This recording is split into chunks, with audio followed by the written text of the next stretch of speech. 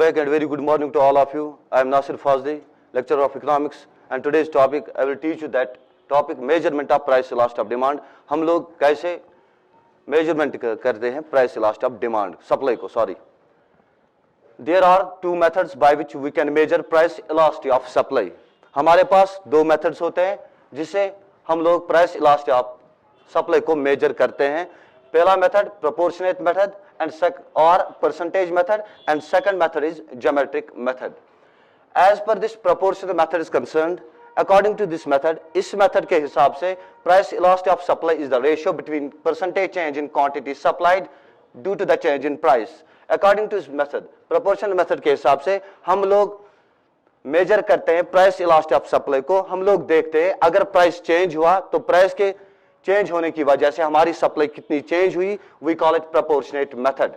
This can be expressed as del Q by Q into 100 whole divide del P by P into 100. As per our mathematics concerned, 100 and 100 got cancelled. Here we get, which implies that del Q divided by Q into P divided by P. Here del Q divided by Q into P divided by del P. Rearrange the equation. Del Q divided by del P into P by Q. This is the formula for U.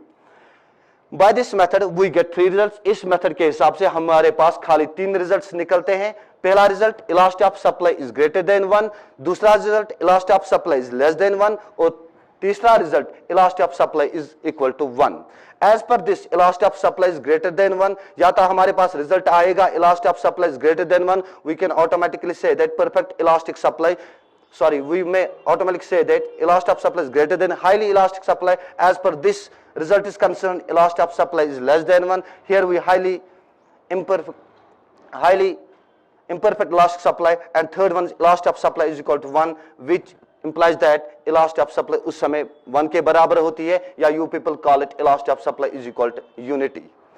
As per this, here is the example. So stay tuned with me. A producer sells 600 units of commodity X. मैं suppose करता हूं एक seller ने sell किए हैं 600 units of a commodity X.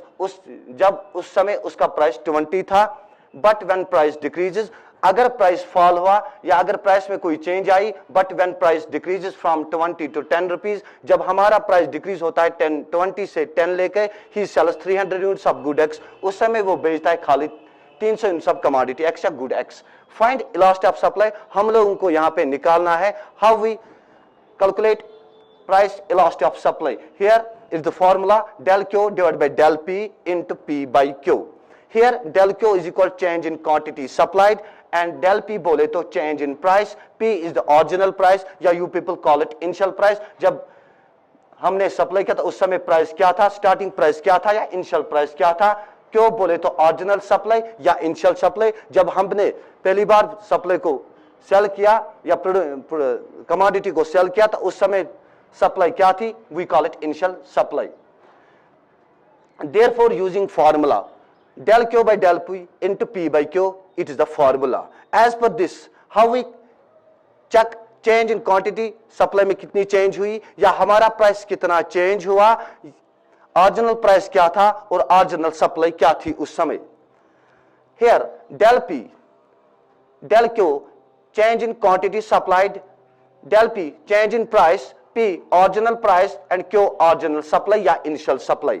Therefore using formula, जब हम लोग फार्मूला को इस्तेमाल करके del Q बोले तो final minus initial, final supply क्या थी और इनिशियल सप्लाई क्या था. Final is the 300 minus 600, we get 300 as the change in supply कितनी हुई 300 units. del P change in price, final price 10 था और initial price 20 था. उस समय हमारे पास change हुआ 10 units का price 10% change हुआ. Price original price जब हमने अपनी कमोडिटी को सेल किया उस समय प्राइस 20 था. उस समय हम लोगों ने 6 यूनिट्स, एक प्रोड्यूसर ने 6 यूनिट्स को सेल किए हैं और ओरिजिनल सप्लाई उस समय क्या था 600 units. Therefore del Q into del divided by del P into P by Q.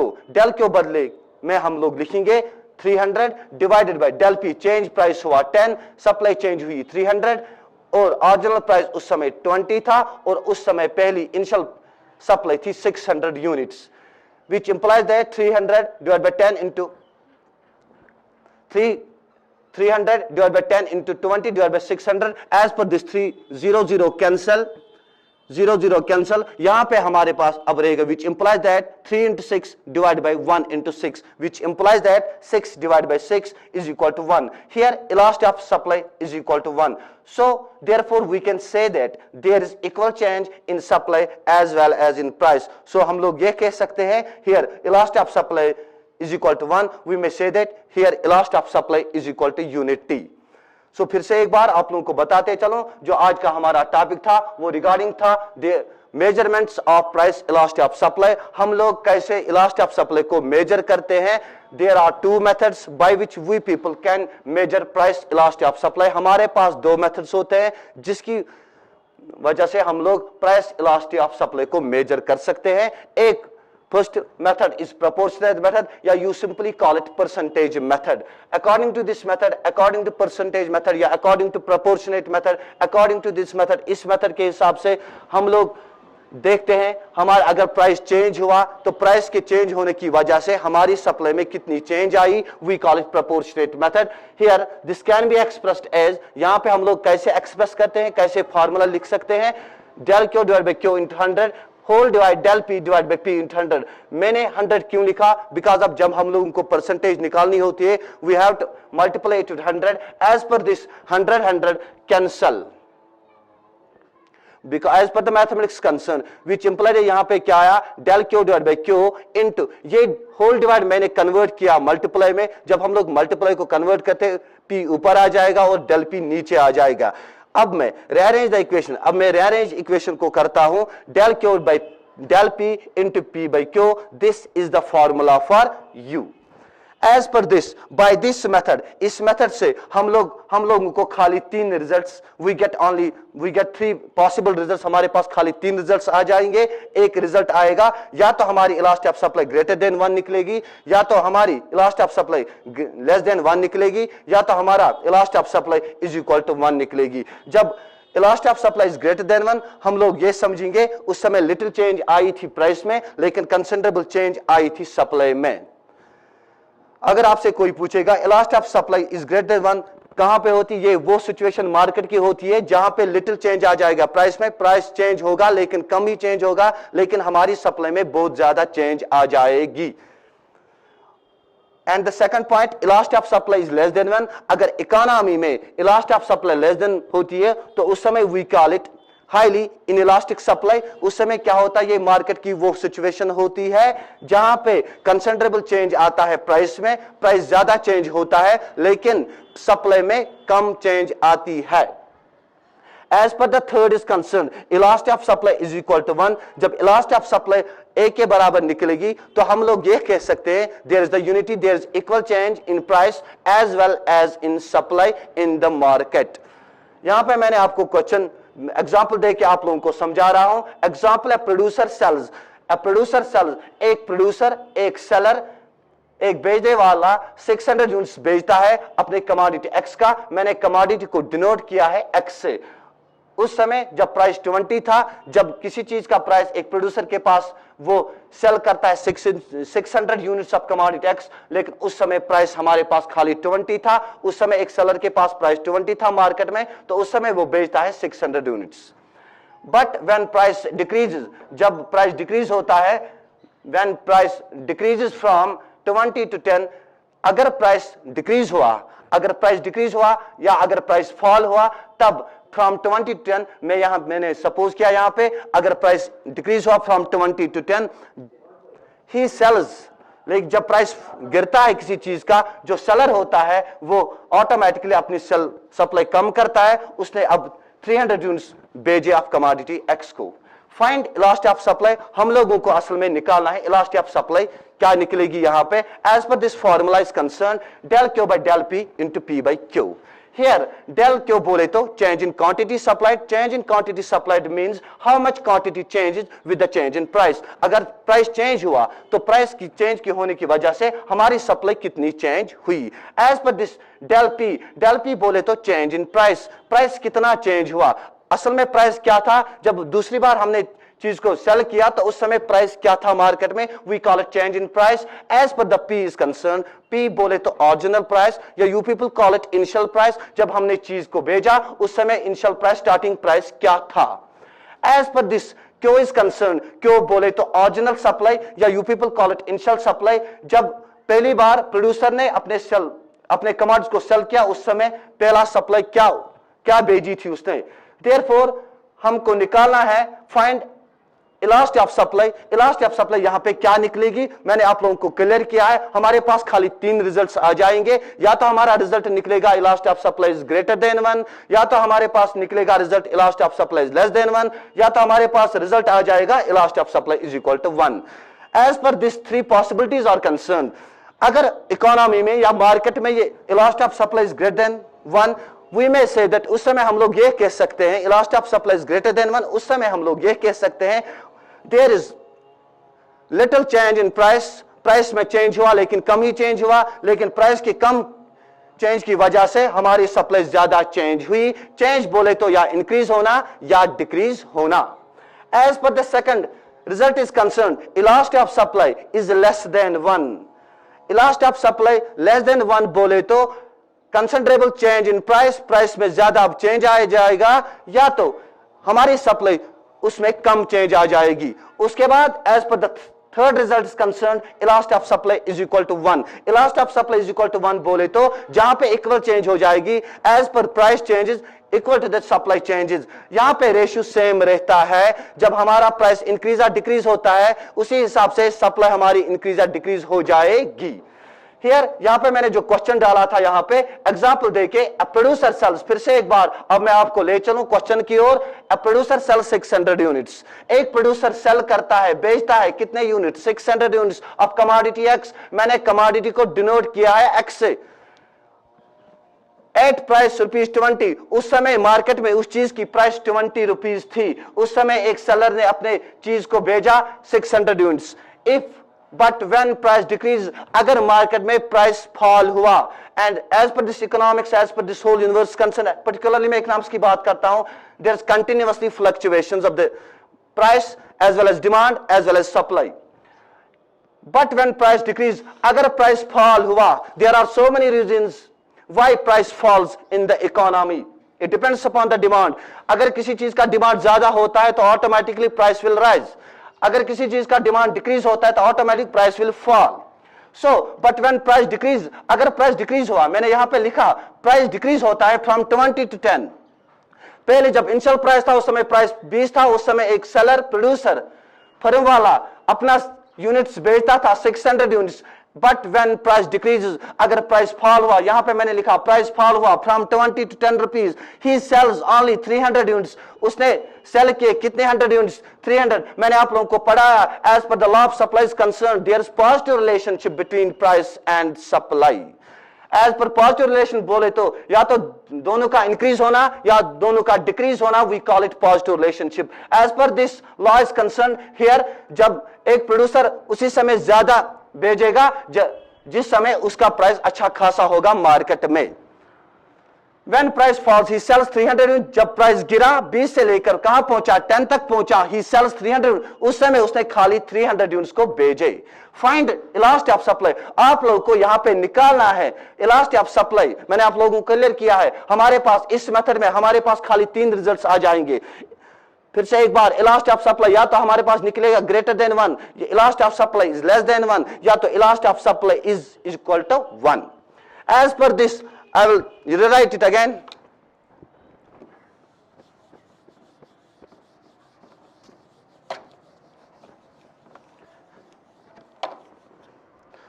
Del Q बोले तो change in quantity demand supplied, मैंने आप लोगों को बताया है। Change in quantity supplied, change कितनी हुई अगर हमारा प्राइस चेंज हुआ। यहां पे मैंने प्राइस चेंज किया फ्रॉम 20 to 10, फॉल हुआ प्राइस, उसकी वजह से हमारा सप्लाई कितना चेंज हुआ, that is the del Q. Del Q change in quantity supplied is del Q is equal to final supply minus initial supply. Final supply क्या हुई जब प्राइस चेंज हुआ 300, इनिशियल जब प्राइस 20 था उस समय सप्लाई क्या थी 600 इज इक्वल 300। यहां पे कोई बच्चा ये सोचेगा यहां पे माइनस आ जाएगा, लेकिन इकोनॉमिक्स में हम लोगों को माइनस कन्वर्ट करना होता है, इग्नोर करना होता है, because of minus sign only shows us the inverse relationship between price and demand. That's why we people ignore the minus sign and it is written as positive sign. गो यहां पे हम लोगों को निकला 300, सप्लाई में चेंज हुई 300, कैसे हुई चेंज? हमारे पास 600 थी जब प्राइस 20 था, लेकिन जब प्राइस फॉल हुआ 20 से लेकर 10 तक, उस समय सप्लाई हमारी चेंज हुई फ्रॉम 600 to 300. यहां पे 300 minus 600, we get 300. This is the del Q.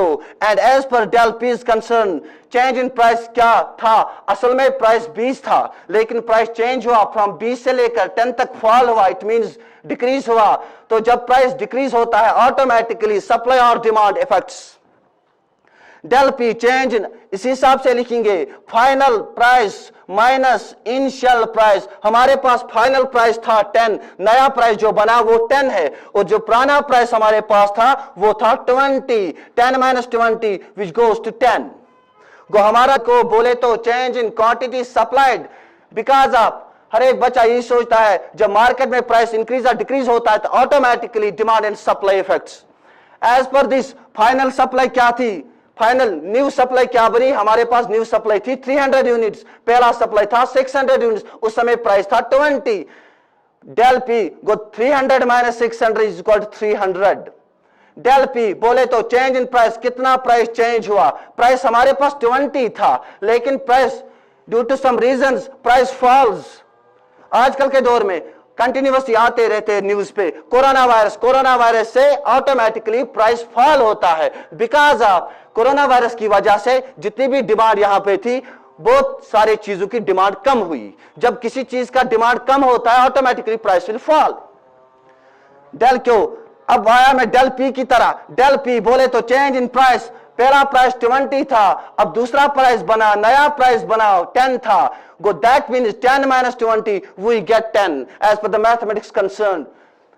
Original price 20 और original supply 600 units. Therefore using formula, हम लोग फार्मूला यूज करके हम लोगों को पता चलेगा इलास्टिसिटी ऑफ सप्लाई क्या आएगी.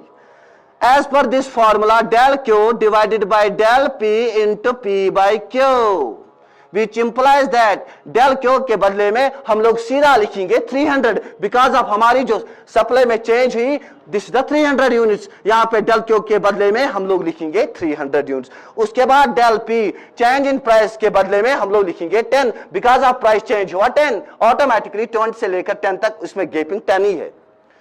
गो डेल पे के बदले में हम लिखेंगे 10 इंटू पी. पी बोले तो ऑरिजिनल प्राइस क्या था? स्टार्टिंग प्राइस 20 डिवाइडेड बाय, क्यों ओरिजिनल सप्लाई क्या थी? 600 units, which implies that 300 divided by 10 into 20 divided by 600. As per this, here are the two zeros cancel, 0 cancel. Here we get 3 into 2 divided by 1 into 6, which implies that, यहां पे मैं लिखूंगा which implies that 3 दूने 6 या 3 2s are 6 divided by 1 into 6 हुआ 6 या 1 6 and 6 cancel. Here is 1, which implies that 1 divided by 1 goes to 1. Therefore we can say that हम लोग अब ये बता सकते हैं elasticity of supply is equal to 1. किस समय इलास्टिसिटी ऑफ सप्लाई 1 के बराबर होती है? जहां पे इक्वल चेंज होगा quantity supplied due to equal change in price.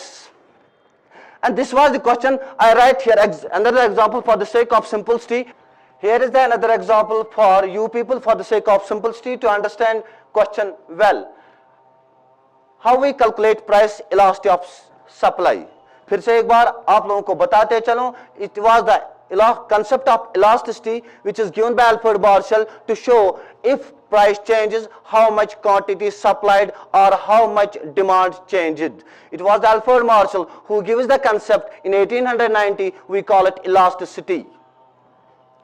अगर आप लोगों को याद होगा, हम लोग पढ़ते थे लॉ ऑफ डिमांड, हम लोगों ने पढ़ी है, लॉ ऑफ सप्लाई हम लोगों ने पढ़ा है, लेकिन हम लोग हम लोगों को उस समय ये पता नहीं होता था if price rises how much quantity demand changes, और इफ प्राइस राइजेस और falls how much quantity demand changes, या how much quantity supply changes. It was the concept of elasticity which is given by the Alfred Marshall in 1890. Here is another example for how we people calculate price elasticity of supply. मैं suppose करता हूं, suppose if price of pen is 10 rupees, supply is 200 units.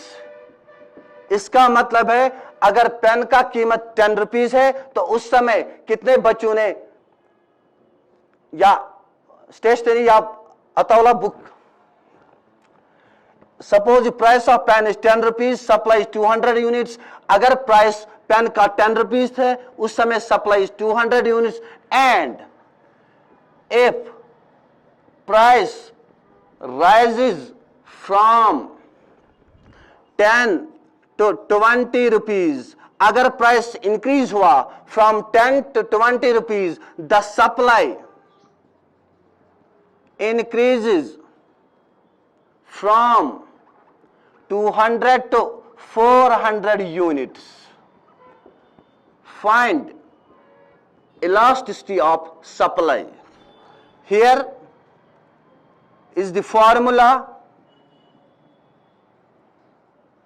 del Q divided by del P into P by Q, which implies that del Q, यहां पे मैं लिखूंगा del Q change in quantity supplied, supply final supply minus initial supply. Final supply is 400 units minus initial supply is 200 units, which is 200. हमारी supply में change हुई 200 units की. Change in price, final price minus initial price. Final price 20 minus initial price 10 था, यहां पे change हुई 10 की. Original price is 10 and original supply is 200 units. Therefore using formula, formula क्या है? Del Q divided by del P into P by Q. Here del Q बोले तो change in quantity supplied which is 200, change in price which is 10 into original price 10, original supply 200, which implies that 0 0 0 0 cancel. Here 2 into 1 divided by 1 into 2, which implies that 2 divided by 2 is equal to 1. Therefore elasticity of supply is equal to 1. Therefore we may say that, हम लोग अब ये बता सकते हैं यहां पे elasticity of supply निकली 1. यह 1 बोले तो unity. Therefore we may say that there is equal change in supply as well as in price.